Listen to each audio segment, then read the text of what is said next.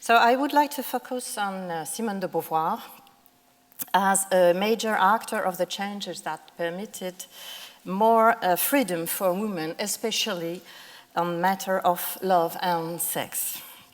It is quite indicated, and since we are celebrating this year the 70th anniversary of the publication of The Second Sex.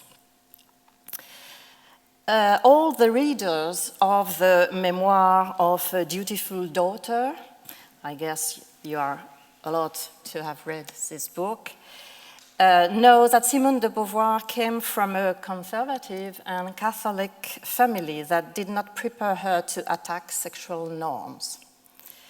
She was supposed to do a good marriage. But she wanted more than anything else, her freedom, and with Jean-Paul Sartre, they invented a new form of couple.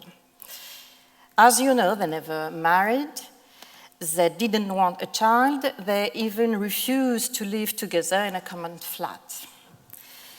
Until 1966 and the Goncourt Prize, she was living in hotels. They gave each other a great liberty to have other love relationships, which Sartre profits a lot.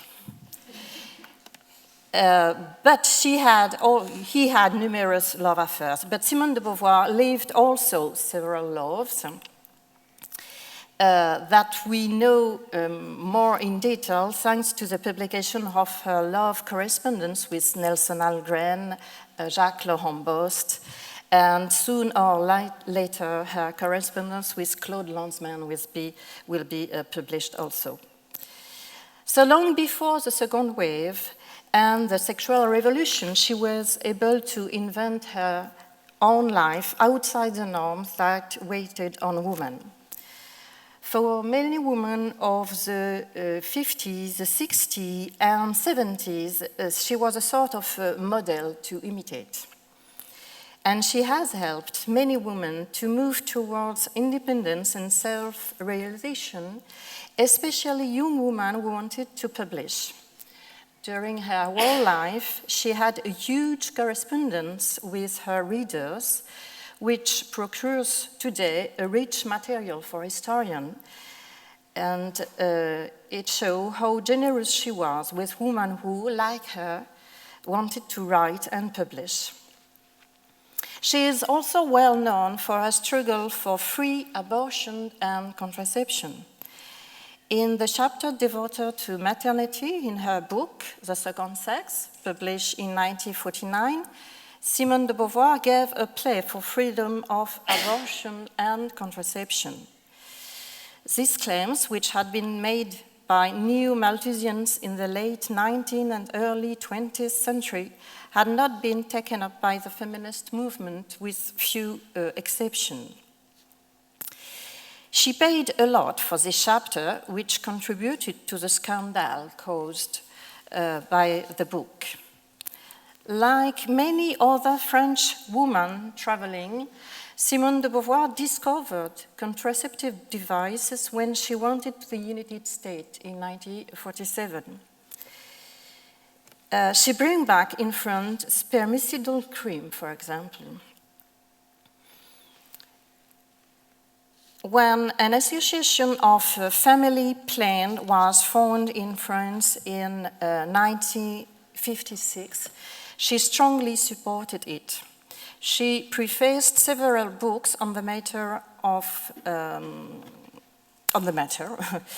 and she formulated a very famous sentence about it.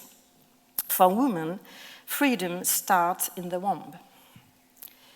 When the women liberation movement appeared in France in 1970, some members of this young generation wanted to meet her in order to do something to free abortion in France.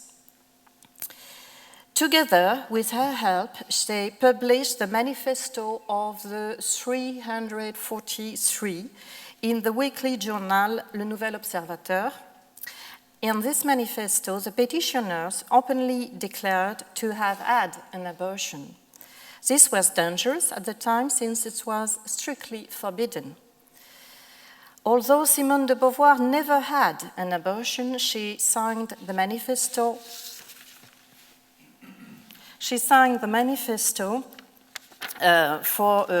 By solidarity. The law, which authorizes to interrupt pregnancy, passed in France in 1975 after a strong campaign. She struggled also to change opinion about homosexuality. On the second sex, she devoted a full chapter to that matter called The Lesbian. This was quite courageous at that time. In this chapter, Simone de Beauvoir refused most psychiatric, sexological, and psychoanalytic theories about homosexuality, and she stated that female homosexuality is not a perversion nor a pathology, but, as she said, a choice in situation, no less legitimate than that of heterosexuality. She also had several love affairs with her own purpose. Also, she has always hidden this aspect of her life.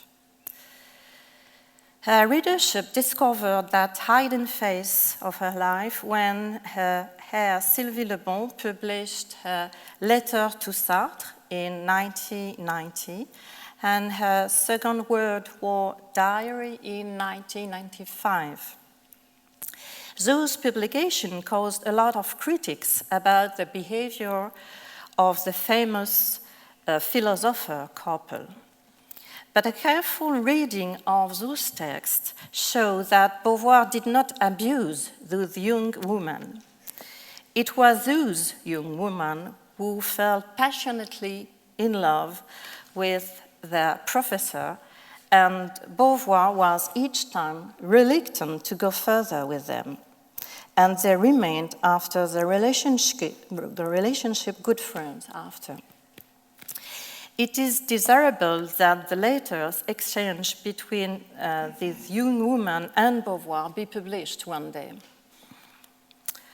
Although Beauvoir supported homosexuality like a legitimate choice and experienced that choice sometimes, she never presented herself as a lesbian.